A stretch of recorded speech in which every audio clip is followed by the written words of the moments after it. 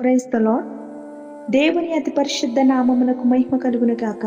ఈరోజు వాక్యము యెషయా గ్రంథము 41వ అధ్యాయము 9-10 వచనము.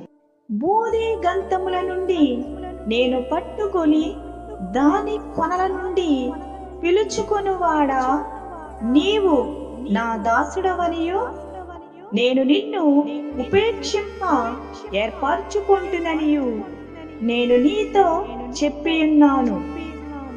నీకు తోడై ఉన్నాను, భయపడకుము, నేను నీ దేవుడనై ఉన్నాను.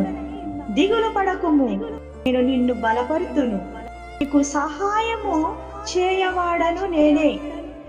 నీతియును నా దక్షిణ హస్తముతో నిన్ను ఆదుకొందును. ఆమేన్. ఈ పరిశుద్ధ వాక్యము దేవుడు దీవించును గాక. ఆమేన్. ఆమేన్. సంఘ కాపరులు ఎన్ డేవిడ్ రాజ్ దీవెన.